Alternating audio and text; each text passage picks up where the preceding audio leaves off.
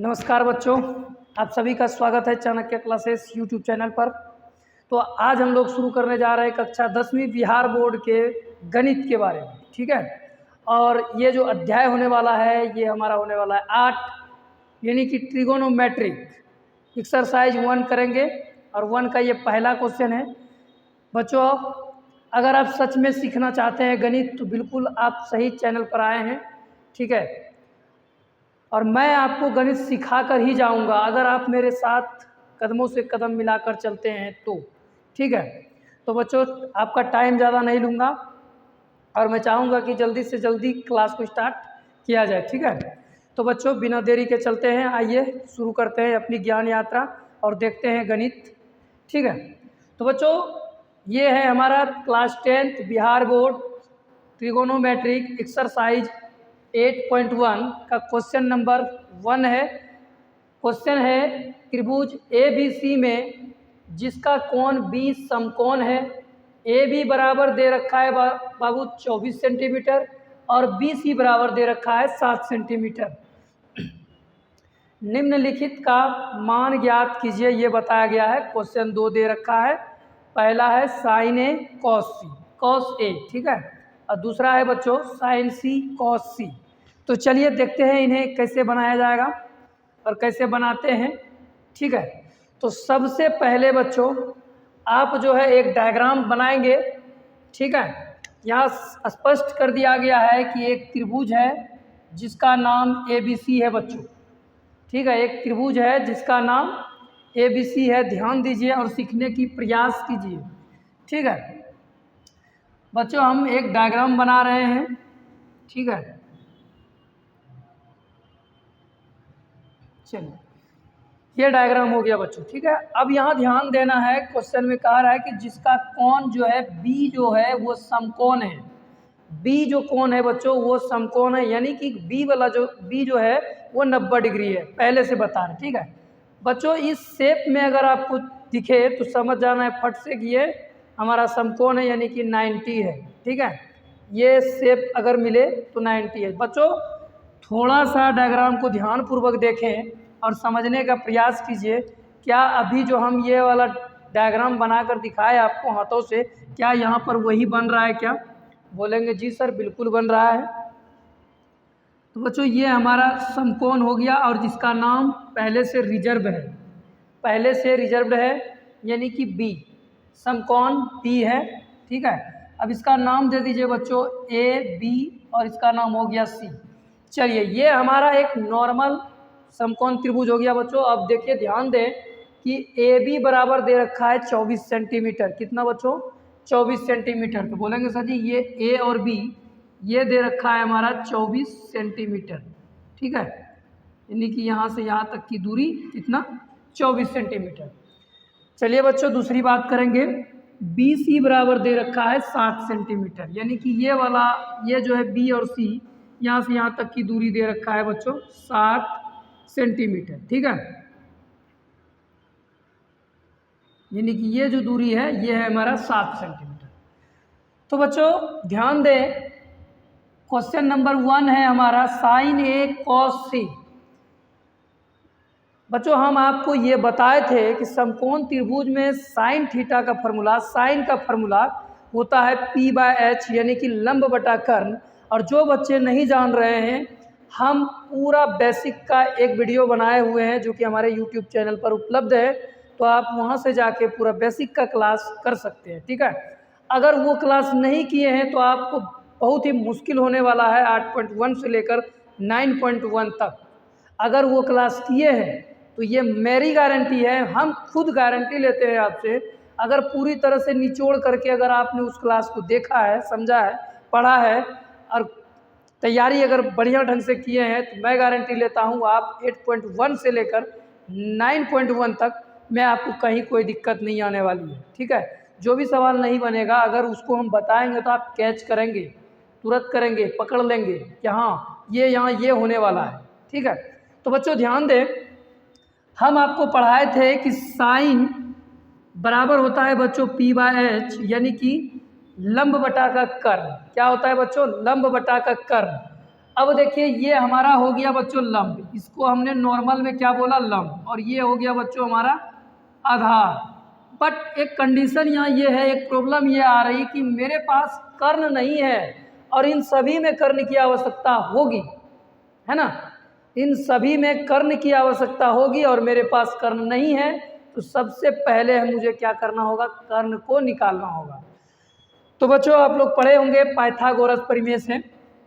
हम पहला काम करेंगे, लिखेंगे पाइथागोरस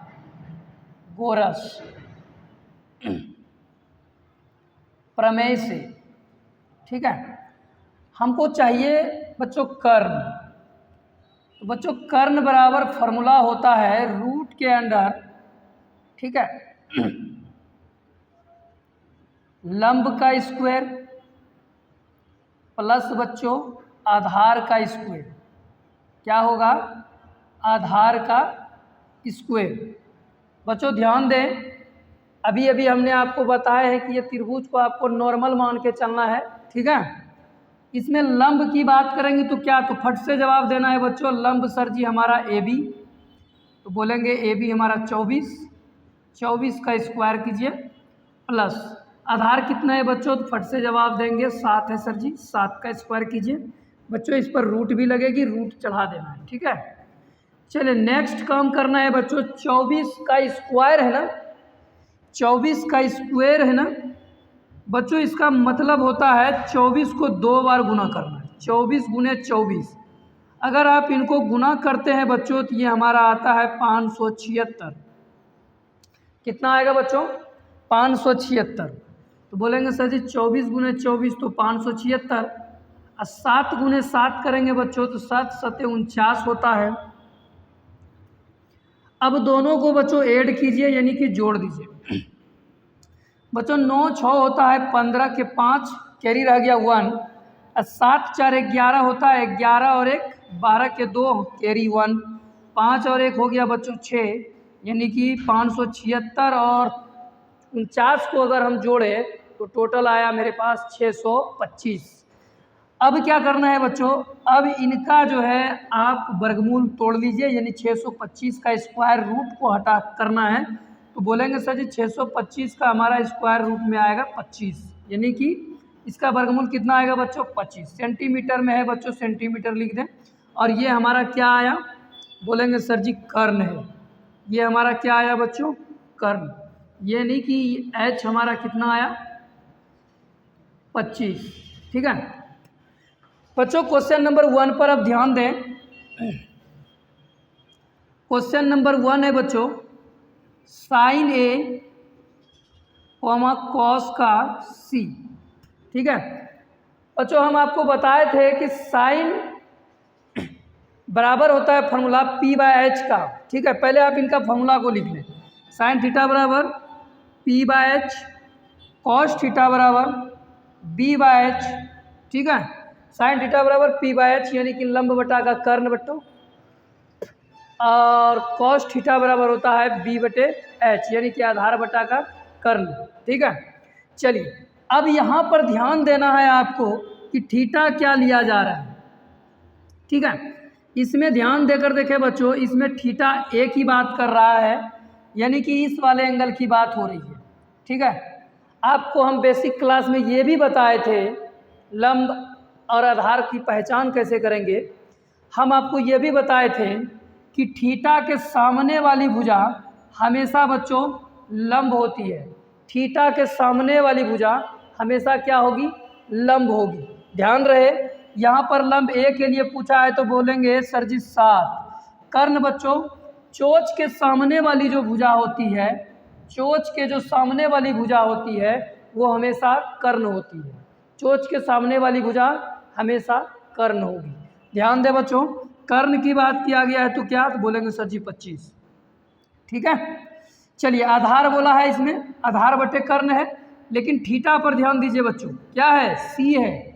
अब मुझे जो है ना इस वाले एंगल की बात हो रही है, अब मुझे सी वाले की बात करेंगे, अब हम लोग सी वाले की बात करेंगे।